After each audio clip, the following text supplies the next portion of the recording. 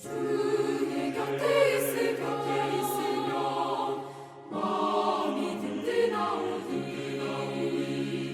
주여 나를 생전에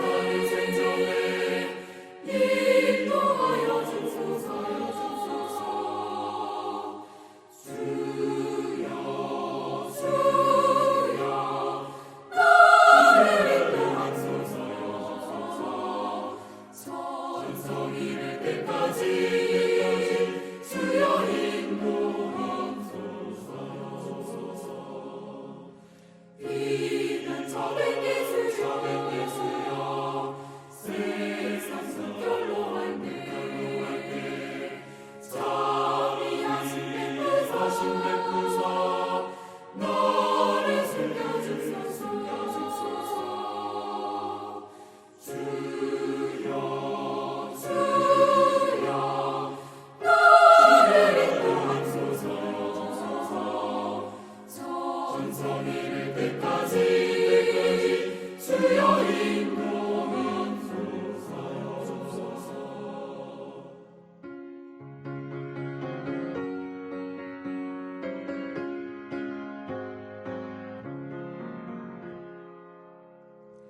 세상 속 빠진 하루 허락하신 나라와 눈물 없는 곳으로 들어가게 하소서. 주여 나를 인도하소서. 천성 이를 때까지 주여 인도하소서.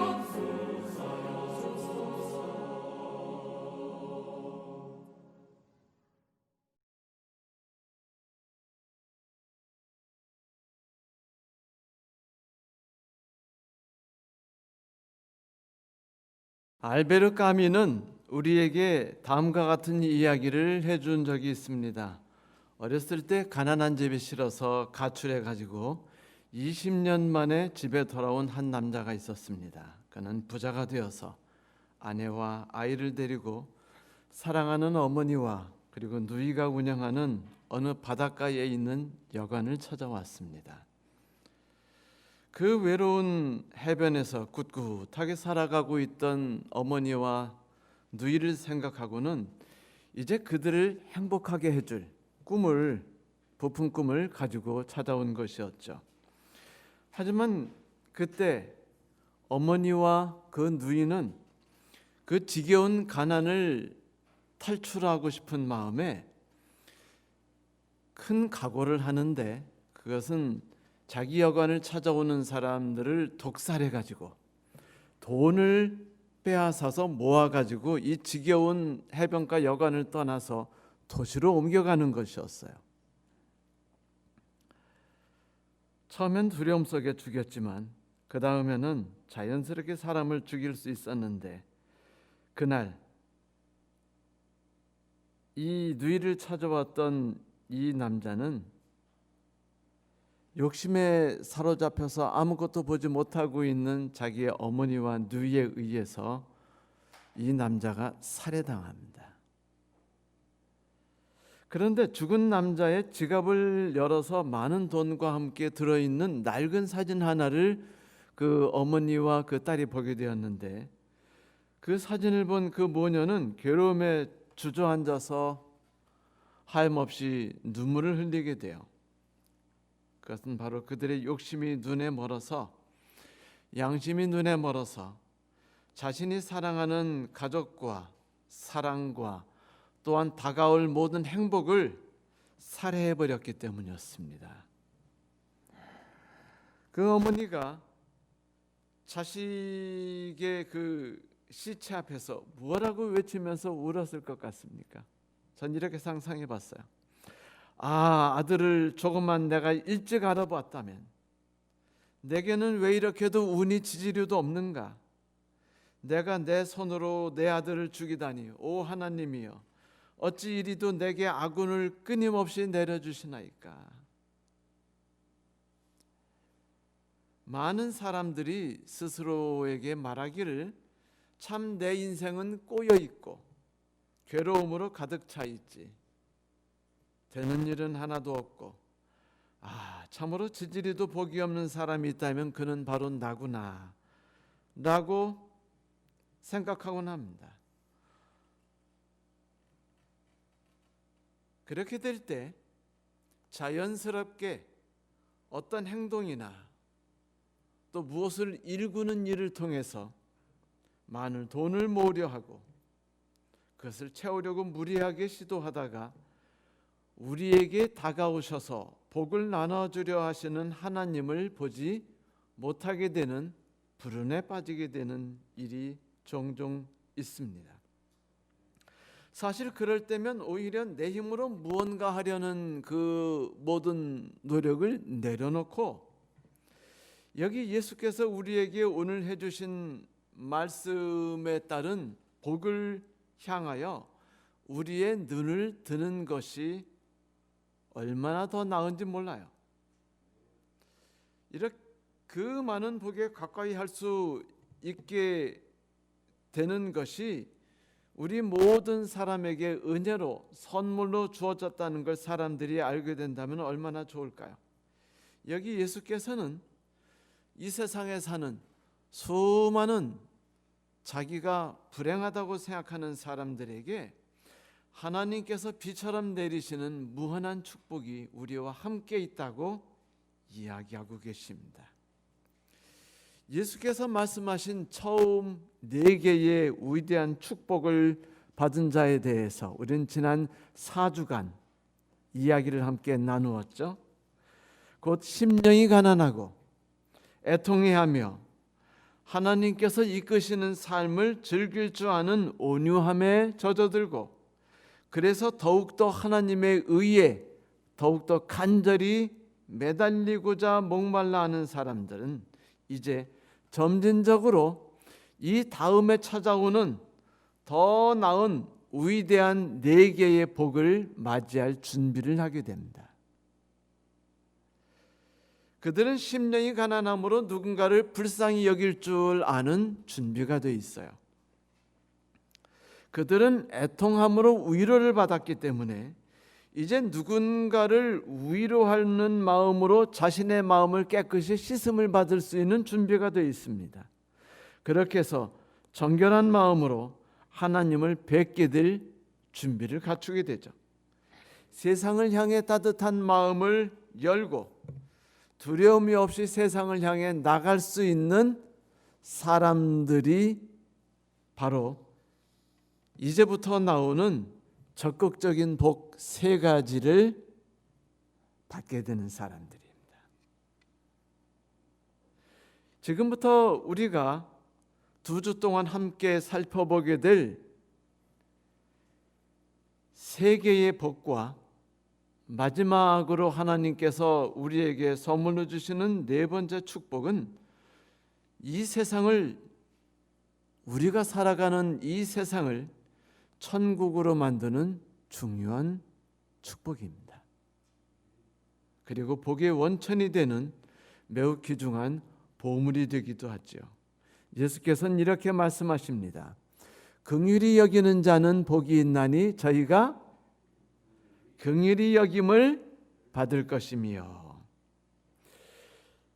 8복 중에서 give and take, 주고받는다는 중요한 사상이 포함되어 있는 유일한 축복이 바로 이 축복입니다. 그리고 사람들 간에서 가장 우선시 되고 있는,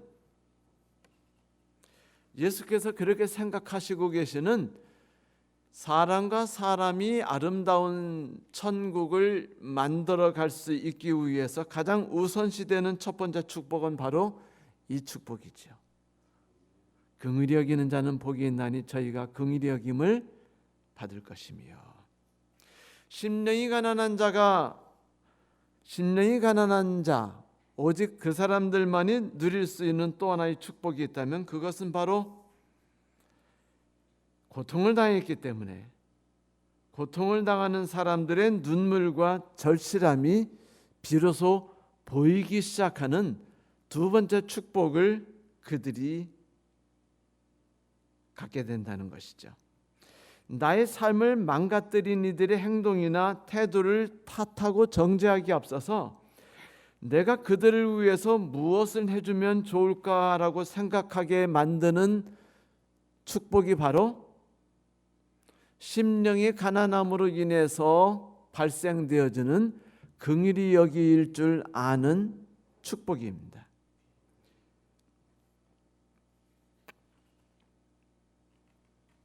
되돌이켜 생각해 보면 지금까지 내가 느꼈던 나의 모든 부족한 점들과 나의 결점들은 사실 나로 하여금 막 활력을 가져다 주지 않았나요? 궁핍함을 느꼈기 때문에 더욱더 갈증을 느끼게 되고, 갈증을 느꼈기 때문에 더욱더 간절한 마음으로 하나님을 바라보게 만들어주지 않았습니까? 또한 그 부족한 모든 것들은 그렇게 나의 미래를 바꿀 수 있는 강한 자극제가 됩니다. 부싯돌이 돼요. 그래서 나를 그리스도 안에서 충만한 생명으로 가득 차게 만들어주죠. 그래서 우리의 온 마음이 감사함으로 넘치는 삶을 살아갈 수 있게 만들어주는 것입니다.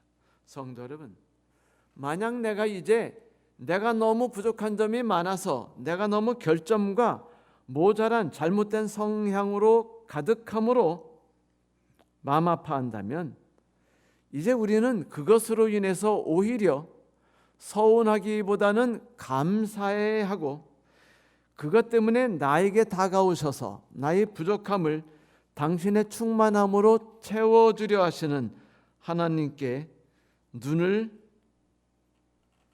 돌리게 되는 것이에요. 그렇게 될 때 나의 삶이 어떻게 바뀔까요? 이제는 나의 내면을 바라볼 줄 알게 되고, 그동안 갈등과 분노에 가득 차 있던 내 눈에서 염려와 분노와 절망의 껍질을 눈꺼풀에서 벗겨내고, 그래서 내가 내 주변의 사람들을 바라볼 수 있게 되고, 그들이 마음 아파하는 것이 무엇인지를 알고 싶어하는 열의가 내 마음속에서 솟아나게 되는 삶으로 자연스럽게 변하게 됩니다. 사랑하는 성도 여러분, 그동안 하나님께서 나의 가난함을 당신의 부유함으로 채워주셨듯이 나도 그들을 바라보면서 그들의 필요가 내 눈에 보이기 시작하면, 그들의 아픔에 나의 마음이 함께 아파지게 되면 그때는 기뻐하십시오. 하나님께서 가득 퍼부시는 축복의 소나기가 우리에게 보이기 시작하는 증거입니다. 주께서 우리에게 말씀하십니다. 긍휼히 여기는 자는 복이 있나니 저희가 긍휼히 여김을 받을 것이요. 긍휼히 여긴다는 마음은 내 옆에 있는 사람의 마음의 아픔을 함께 아파하는 그런 마음이에요. 그런데 그 마음이 결국 가볍지 않습니다. 그래서 소설가 밀란 쿤데라는 그의 책 참을 수 없는 존재의 가벼움에서 동정심을 갖는다는 것은 너무도 큰 고통이라고 말했어요.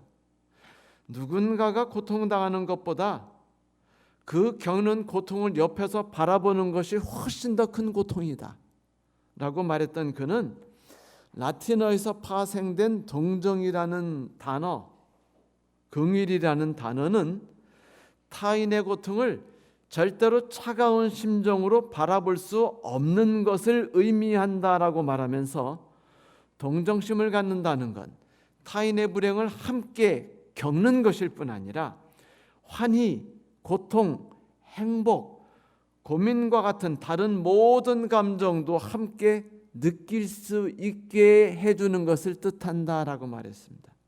그래서 쿤데라는 그러므로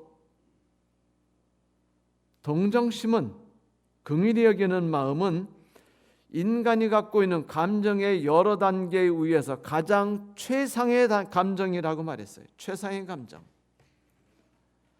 이 말이 참으로 우리의 마음에 와닿고 우리 머릿속 가장 소중하고 그 조용해서 그 무엇이 들어서 흐트러뜨리지 않을 그 어딘가 고요한 장소에 간직해두고 싶은, 잘 보관해두고 싶은 마음이 긍휼이라는 단어입니다. 우리에게 악을 행하고 우리 사회를 어지럽게 만드는 저 괴물 같은 사람들 안에서 상처받고 저 이상한 행동을 하는 그 삶의 내면을 바라보고 그 고통당하는 영혼을 들여다보는 눈을 가졌다라는 것을 성경에서는 긍휼히 여긴다라고 말한다는 것입니다. 그리고 그것은 복 받았다고 예수께서 말씀하셨죠. 왜냐하면 긍휼히 여긴다라는 마음은 하나님과 나 사이에 맺었던 너무 충만히 쌓인 감정을 드디어 내 옆에 누군가를 인식하고 그 사람과 함께 나눌 줄 알기 시작했다라는 걸 말하는 것이기 때문입니다. 내 마음의 세상을 열어 제낀 거예요. 그래서 드디어 세상 사람들을 바라보기 시작하고 세상 사람들을 향하여 나아가기 시작하는 첫걸음을 성경에서는 긍휼히 여긴다라고 말한 것입니다. 지금 이 세상은 정죄와 판단으로 가득 차 있어서 악취가 충만합니다. 사람으로 태어나서 어찌 저런 일을 할 수 있대? 라고 우리는 입버릇처럼 말하죠. 우리는 이 말을 하루에 한 번 이상 빠지지 않고 말하게 됩니다. 그렇죠? 그 판단과 비판은 사실은 어쩌면 내 입장을 보호하고 내 정서를 위안하기 위한 방법이기도 하지만 이런 삶의 태도는 지금 이 세상을 횡행하고 있어요. 저 멀리 미국에서 중국에 이르기까지 사람들은 서로를 판단하고 날선 칼로 서로를 찌르고 서로를 정죄함 속에서 가득히 상처받고 있습니다. 그 찌르는 칼은 나을 수 없는 마음의 상처들을 서로 간에 주고 있어요. 누군가를 바라볼 때 판단의 정신으로 바라보는 것이 얼마나 위험하고 무서운가를 우리가 볼 수 있죠. 그것은 타락과 분노와 어둠과 분열을 낳게 됩니다. 그리고 그것이 증오를 만들고 그리고 살해라는 무서운 죄악을 이 세상에 낳게 해주죠. 그런 이 세상이 과연 어떻게 치유될 수 있을까? 예수 그리스도께서는 그것은 하나님께서 우리에게 다가와서 나누어 주시는 은혜로 충만하다라고 오늘 우리에게 말씀하십니다. 예수께서 말씀하시는 긍휼히 여기는 마음은요, 사실 마태복음의 정수이자 신약성서의 처음부터 끝까지를 꿰뚫고 있는 단 하나의 가장 중요한 사상이라는 것을 아십니까? 그 시작하는 책부터 긍휼히 여기는 마음으로 가득 차 있다는 것이 신기한 사실입니다.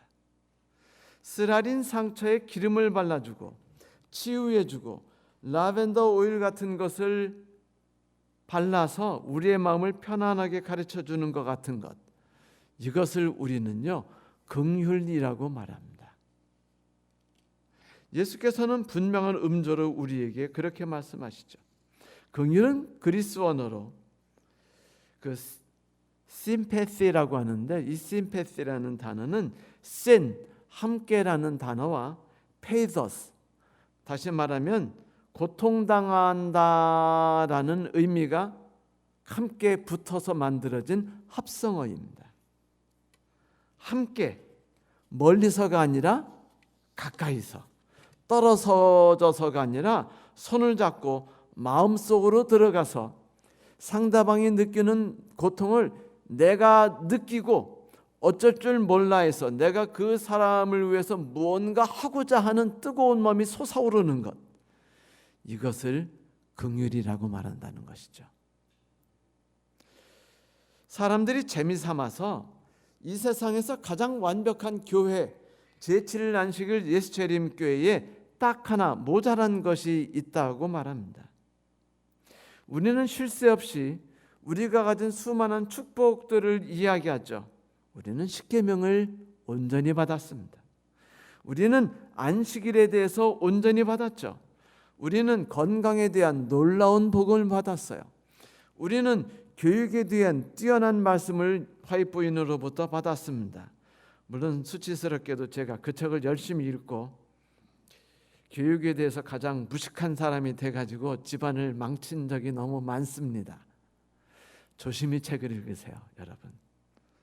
11조를 내서 복을 받는다는 사실을 우리는 배웠습니다. 그렇게 우리는 하늘에 가는 것을 알죠. 하지만 그렇게 수많은 설교를 듣고 2300조야에 대우며 재림전 심판에 대해서 우리가 배웠지만, 성도 여러분, 혹시 예배드릴 때 함께 우는 것이 얼마나 가치가 있는지에 대해 선교 시간에 얼마나 자주 들으셨나요? 예수께서는 신약성서 첫 번째 시작하실 때 함께하고 마음 아파하는 것이 가장 중요하다고 끝없이 외치셨습니다. 그런데 우리는 이 교회에 와서 함께 오는 것이 얼마나 가치 있는 것이며 그것이 이 세상에서 우리가 받을 수 있는 최고의 복이라는 사실을 얼마나 자주 듣고 있는가요? 하나님을 알기 전에 우리가 얼마나 눈물과 절망 속에 살고 있었는지를 우리는 얼마나 서로 자주 모여서 서로 이야기를 하였습니까? 그것 때문에 서로 마음 아파하며 서로의 손을 잡고 함께 울어줬나요? 하나님께서 이러한 우리를 얼마나 불쌍히 여기셨으며 그 비참한 삶에서 우리를 건져내시기 위해서 십자가에 달려 돌아가셨는지 우리는 얼마나 자주 들었습니까?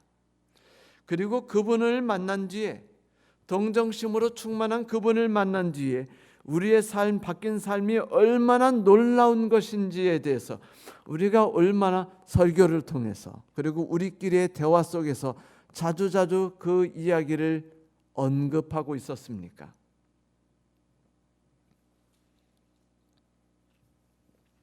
농담으로 우리 교회에 딱 하나 모자란 게 하나 있는데 요만큼, 그게 바로 긍휼히 여기는 마음이래요.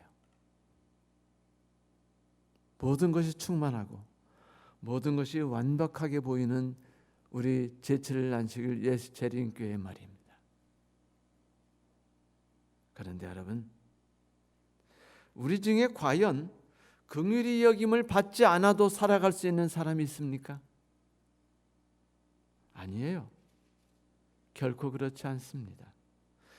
우리 모두에게는 절대적으로 긍휼함을 받는 일이 필요합니다. 그리고 긍휼함을 받는다는 것은 우리가 누군가를 불쌍히 여길 줄 알고 손을 내밀 줄 아는 놀라운 경험을 해봤다는 것을 의미하기도 해요. give and take니까요. 내가 그것을 나눠주기 시작하면 나는 비로소 그 축복을 받기 시작합니다. 내 주변에 아무도 없어. 남편도 나를 이해하지 않아. 세상 사람들 누구도 나에게 따뜻한 마음으로 다가온 적이 없어. 하나님도 나에게 그렇지 않으셨어라고 말할 때, 여러분, 하나님께서 우리에게 축복처럼 부어주셨던 긍휼히 여기는 마음을 여러분 살펴보십시오. 그러한다면 우리는 천천히 내가 긍휼히 여김을 받는다는 것을 느끼게 되고, 내 주변에 누군가가 나를 위해 울면서 기도하고 있다는 것을 발견하게 되고, 그리고 내 마음이 따뜻해질 것입니다. 성도들이시여, 긍휼은 긍휼을 낳습니다. 이것이 긍휼이 갖고 있는 축복 중에 최고의 축복이고 능력 중에 최고의 능력인 것이에요. 저는 우리 모든 성도들이 이 놀라운 경험을 매일같이 쉬지 않고 우리 모두가 다 함께 경험하기를 간절히 소망합니다. 이렇게 누군가를 불쌍히 여기고 내 손을 펴서 그 필요를 채워주기 시작하면 이제 긍휼은 나 혼자를 우리로 만들어줍니다. 그리고 분리된 우리를 사랑과 배려와 관심과 나누는 손으로 가득 찬 우리로 만들어줘요. 추위 속에서 따뜻한 우리를 만들어주죠. 그게 긍휼이에요. 긍휼은 생명력이 있어서 또 다른 긍휼을 만들어주고, 긍휼이 모이기 시작하면 그것은 아무리 추운 북극이라 할지라도 따뜻한 곳이 됩니다.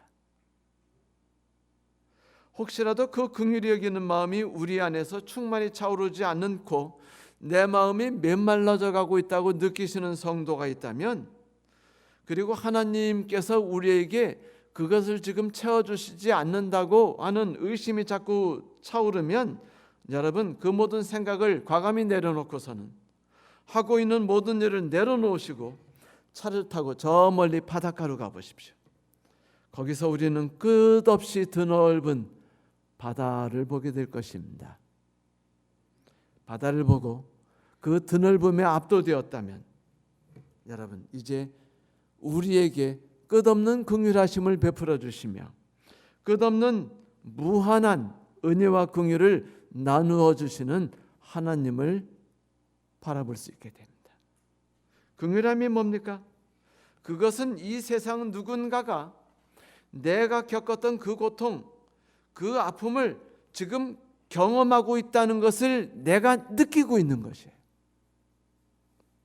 그리고 그 고통이 혼자 겪기는 너무 힘들고 어려운 것이라는 것을 잘 알기 때문에 나에게 함께 하셨던 하나님의 따뜻한 손길을 그 혼자 힘겹게 어렵게 살아가고 있는 사람에게 내 손을 내밀어서 그 피를 채워주면서 동정심이 동정심 속으로 들어갈 수 있도록 하는 것이죠. 그래서 긍휼히 여기는 사람에게는 긍휼함이 그를 휘돌아 감을 수밖에 없는 것이에요. 여러분 감사하십시오, 하나님께. 왜냐하면 그분께서 우리에게 이 축복을 선물로 주셨습니다. 긍휼히 여김을 받아본 사람은 자기의 가치가 무엇인지를 깨닫는 사람입니다. 하나님의 관심과 사랑과 눈물을 받아본 사람입니다. 자신이 얼마나 귀중한 사람인지를 잘 아는 사람입니다. 또한 그는 하나님을 만난 사람이기도 해요. 하나님 안에서 실컷 울어본다는 게 얼마나 놀라운 특권입니까? 우리가 그런 놀라운 특권을 다 경험하지 않았습니까? 그래서 그는 하나님 안에서 삶의 만족과 자신 있는 삶을 경험하게 되는 것이에요. 그래서 그는 자신에게 다가오는 그 어떠한 불안에 대해서도 두려움 없이 맞설 수 있는 사람이 되는 것이에요. 이 시간 저는 여러분에게 감히 이렇게 말씀드리고 싶습니다. 이 세상에서 가장 가치가 있는 삶은 긍휼히 여김을 받는 삶이라고요. 이 한 몸 거두기도 힘든데 누군가를 긍휼히 여기고 손을 내민다는 것은 내게 사치입니다 라고 말하고 싶다면, 우리의 왕께서 오늘 우리에게 해주시는 말씀을 가만히 들어보십시오. 긍휼히 여기는 자는 복이 있나니 저희가 긍휼히 여김을 받을 것이며. 그렇습니다. 이것은 홀로이 외로이 이 타작마당에서 나 혼자 곡식을 밟는 행위가 아닙니다. 그것은 누군가를 불러오는 아름다운 행위예요. 함께 둘로 만들고 그 둘이 넷으로 만드는 매직이고 기적인 것이죠. 그것은 주께서 우리에게 말씀해 주신 사람과 사람 사이에서 우리가 받을 수 있는 첫 번째 축복의 자리를 당당히 차지하는 그런 축복입니다. 혼자라는 회색 세상을 아름다운 세상으로 채색시켜 주는 것이 긍휼이니까요. 이렇게 긍휼히 여김 속에 살아간 사람들은 슬픔이 뭔지를 알고 애통함이 뭔지를 알기 때문에 자연스럽게 마음의 청결함을 느끼기 시작합니다. 마음이 청결한 것이 무엇인지를 이해할 수 있게 되고 그것을 경험하기 시작해요. 여러분, 예레미야는 애가서를 통해서 이렇게 외친 바가 있습니다. 여호와여, 내가 심히 깊은 구덩이에서 주의 이름을 불렀나이다.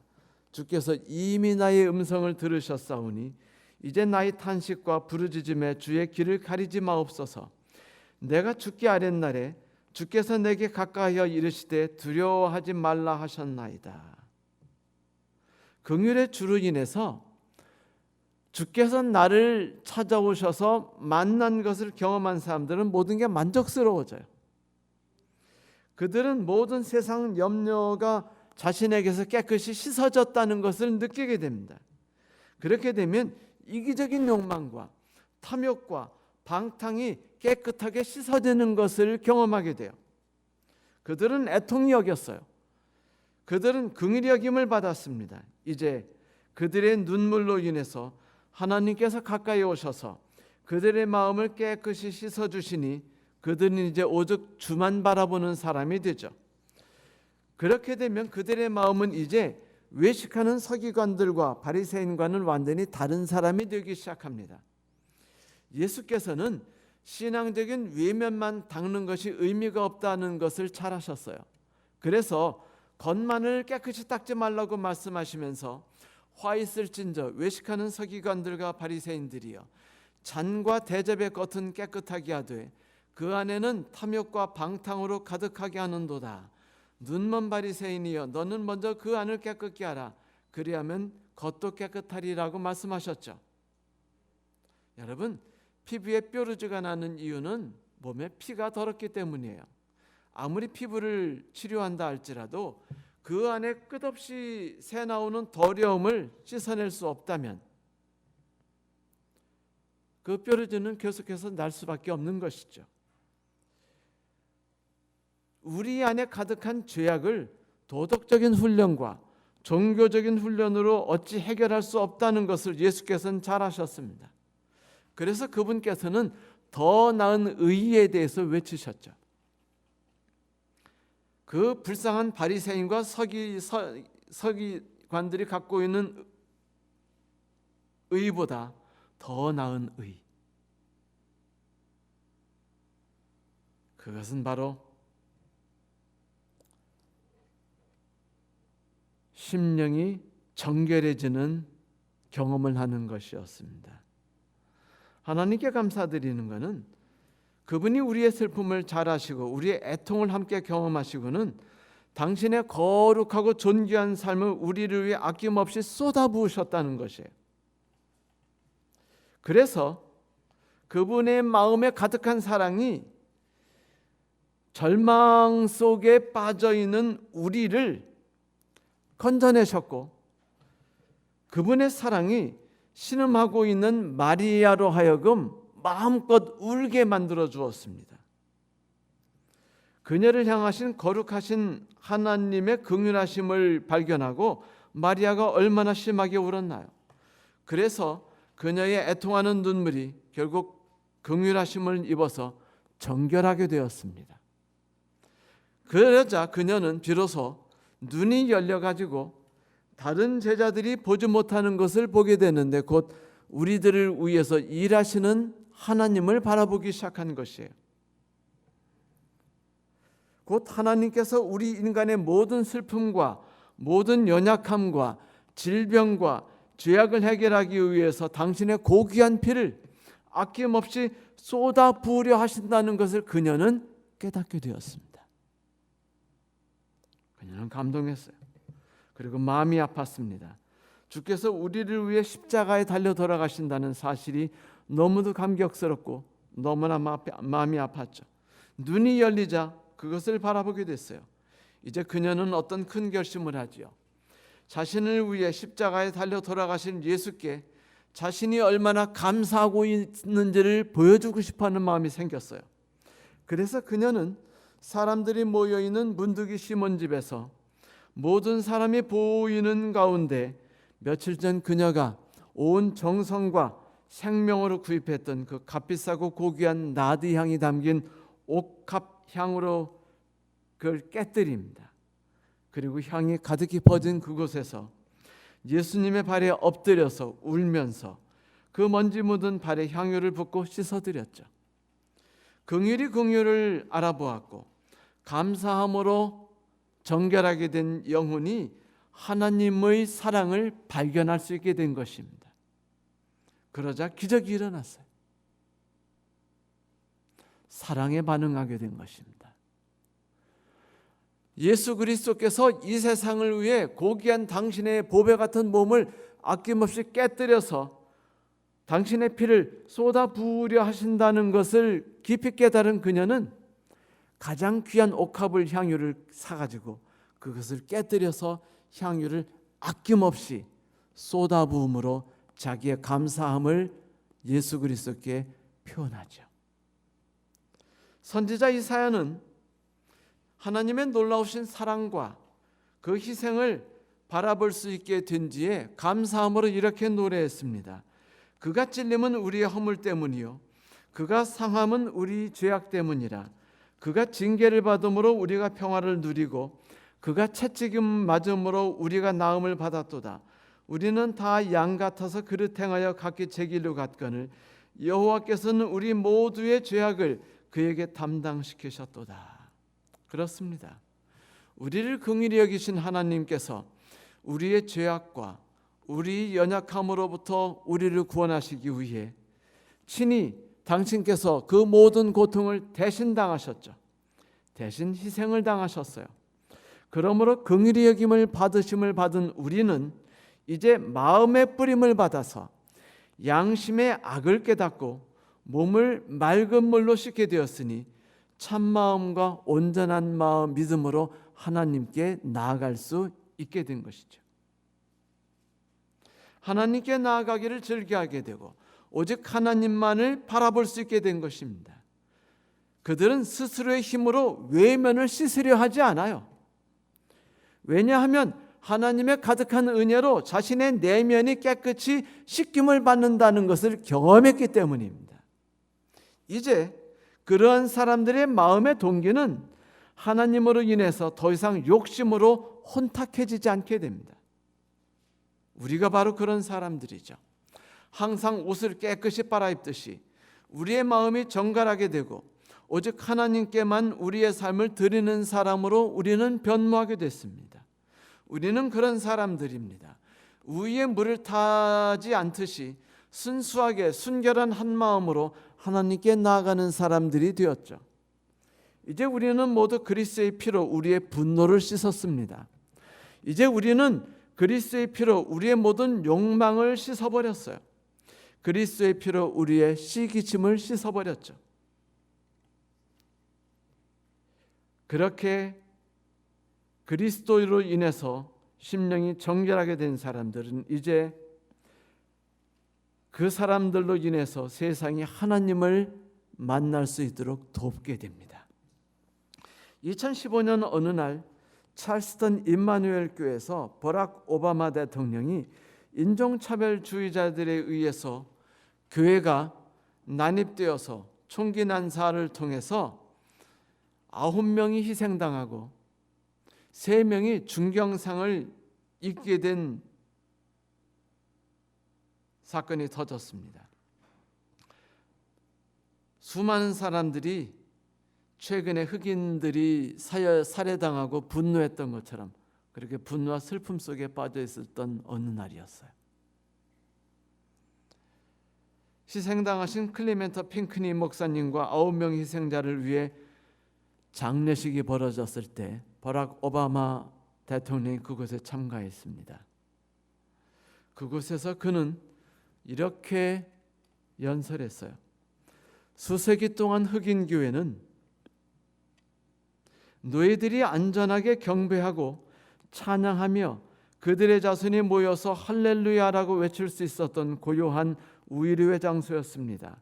아이들이 사랑받고 배불리 먹고 위험에서 보호받으며 예쁘다 똑똑하다 소리를 들을 수 있고 자신들이 중요한 존재임을 배울 수 있는 그런 장소였죠. 교회는 이런 일들을 위한 놀라운 장소를 제공하였습니다.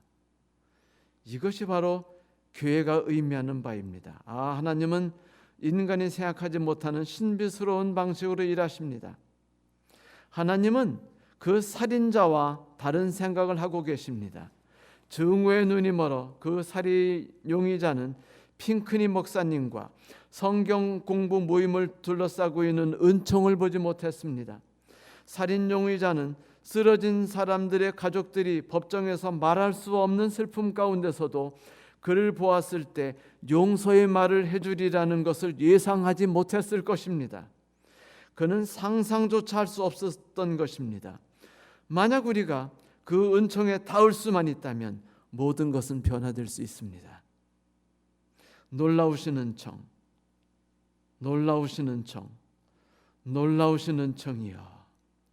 그리고 그는 잠시 말을 멈추고 침묵을 지키다가 Amazing Grace, 곧 자비로우신 하나님을 노래 부르기 시작했습니다. 사람들이 가득한 슬픔과 분노와 좌절과 분열의 마음이 웃음으로 바뀌면서 모두가 감사함 속에서 그 노래에 함께 빠져들었죠. 그 장면이 유튜브와 TV와 신문 방송을 통해 전 세계로 퍼져나가자 놀랍게도 분노와 절망과 분리로 가득했던 모든 사람들의 마음이 삽시간에 씻겨져 내려갔어요. 정결하게 되었습니다. 그 모든 사람들의 마음이 용서와 이해와 사랑으로 바뀌었다고 신문마다 이야기했습니다. 그것이 역사를 바꿨어요. 올해 일어났던 클린턴 대통령 때의 사건과는 천양지차의 사건이었죠. 세상 사람들에게 신앙의 흠과 은혜로서 마음이 깨끗하게 씻겨진다는 것이 얼마나 위대한 것인지를 바락 오바마는 보여주었죠. 그리고 그의 감동적인 증언은 그것에 있던 수많은 살해를 당한 사람들과 그 친척들과 교인들에게 위로와 용기와 힘을 주었으며 그들의 마음을 슬픔에서 씻어주었습니다. 여러분, 정결케 한다는 말이 영어로 카타르시스입니다. 싹 씻어버리는 것. 그것이 바로 마음이 정결한 자이죠. 이제 예수께서는 우리를 축복하셔서 분노와 절망을 넘어 순수한 마음으로 주께 나아가도록 이끌고 계십니다. 그리고 당신께 나온 우리들에게 마음이 정결한 자라고 부르셔요. 그리고 그분의 모습을 우리 앞에 드러내셨습니다. 위로하시는 하나님, 손을 잡아주시는 하나님, 그리고 분열을 하나로 만들어주실 수 있는 하나님. 그러니 사랑하는 성도 여러분, 분노와 외로움의 노래와 슬픔 대신에 감사와 찬송으로 하나님께 노래하도록 합시다. 시편에 나오듯이 시편 15편에 말하듯이 정결해진 마음을 가진 사람들은 저 거룩한 산에 오를 수 있는 사람이 되는 것이에요. 사랑하는 성도 여러분, 지금 우리는 무슨 마음으로 교회에 가고 있습니까? 하나님의 은혜로 사는 감사함과 찬송을 드리러 갑니까? 그분을 닮아가며 그분이 사신 대로 희생과 온유와 겸손과 섬김으로 나를 깨끗이 씻김을 받기 위해서 교회로 나갑니까? 그렇다면 축복이 우리에게 넘쳐 흐를 것이에요. 아니면 팔복에 나오지 않는 가짜 사이비 축복, 곧 기복신앙의 복을 구하러 나옵니까? 죄를 짓고 있는 나의 마음을 옥죄고 있는 죄책감을 덜어가기 위해서 나오시나요? 아니면 저 혼탁한 마음과 욕심으로 가득한 정치인처럼 표를 얻기 위해 교회로 나옵니까? 그들에게는 교회가 돈이고 교회인 수가 권력이고 그 지원이 복입니다. 하지만 그들은 가련하고 불쌍한 사람들이죠. 마음에 욕심이 있으면 멀리 있는 미래를 내다볼 수 없어요. 눈이 덮여버리기 때문입니다. 아까 말했듯이 자기에게 돈을 가져가고 와서 행복을 갖다 주려 했던 자기 아들과 오빠를 죽였던 모녀처럼 말이죠. 그리고 주변 사람들이 나를 어떻게 보는지를 보지 못하게 됩니다. 여러분, 모든 먼지와 더러운 것들은요, 무섭게 몰아치는 태풍만이 깨끗하게 씻어버리지 않습니까? 그렇듯이 주님께서 오늘 우리 가운데 들어오셔서 우리를 깨끗게 해주시기를 간절히 소망하는 삶을 우리가 사시게 되기를 간절히 바랍니다.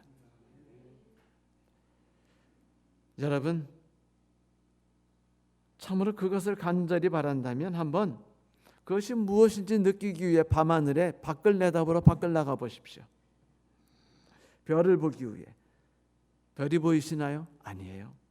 혼탁한 불빛과 먼지가 가득한 도시에 사는 사람들에게 한밤중에 별 하나를 본다는 건 기적입니다. 불가능한 꿈이죠.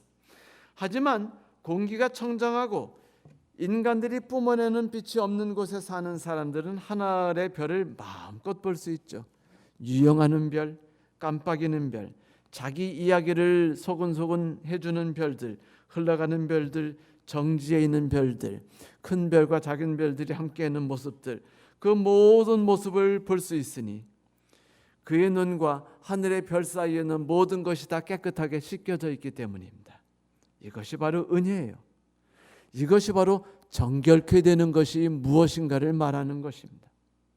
성도 여러분, 하나님의 긍휼하심을 받아서 마음이 정결해진 사람들은 이렇게 노래 부르게 됩니다. Amazing grace, how sweet the sound. 오 놀라우신 은혜, 그 말이 어찌 이리 내게 달콤하게 들리는가. 나 같은 죄 비참하고 가련한 사람을 구원했으니 나 이전에는 잃어버림을 받았으나 이제 다시 찾아짐을 받았네. 눈이 멀었으나 이제는 볼 수 있게 되었네. Amazing grace, how sweet the sound that saved a wretch like me. I once was lost, but now am found.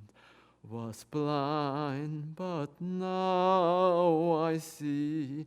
이 노래는 노예선을 통해서 돈을 많이 벌던 선장 존 뉴턴이 작사한 가사이죠. 돈에 대한 욕심으로 눈이 멀었던 그가 하나님께서 자기를 긍휼히 여기심으로 자기의 모든 죄를 씻어주심을 알게 되자 마음이 정결하게 되었어요. 모든 것이 씻어졌죠. 그러자 그는 이 세상에서 가장 많이 부르는 노래를 작곡하게 되는데 그것이 바로 제가 방금 전에 부른 Amazing Grace입니다.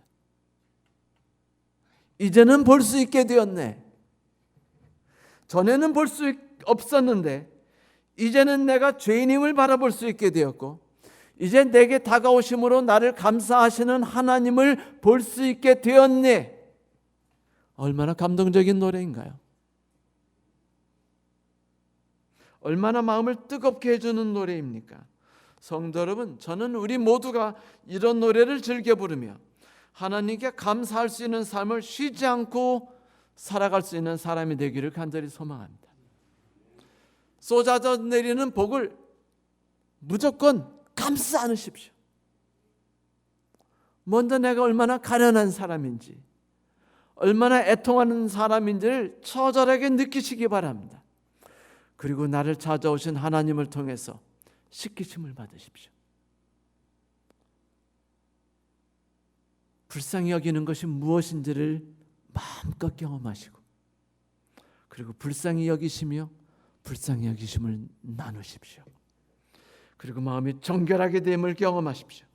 성도들이여, 우리가 하나님을 볼 수 있다는 것은 오직 깨끗이 심음을 받는 사람들에게 주어지는 커다란 축복입니다. 위로하신 하나님, 병아리를 날개로 품듯 하는 어미새와 같은 하나님, 위로와 천둥을 일으켜서 세상을 잠잠케 하고 두려움 속에 빠뜨리게 하시는 하나님, 힘겨울 때 어깨를 빌려주신 하나님, 우리는 그런 하나님을 보기를 원합니다. 그래서 간절히 기도하죠. 오 하나님, 하루하루를 사는 것이 너무 힘듭니다. 아침은 제게 물먹은 이불같이 무겁게 짓누릅니다. 용기와 희망과 생명과 활력이 제게 너무도 필요합니다. 그것과 함께 오시는 당신을, 제가 그런 당신을 보게 해주십시오. 마음이 정결한 자는 복이 있나니 저희가 하나님을 볼 것이며. 네, 하나님을 볼 수 있습니다. 우리는 하나님을 봤습니다.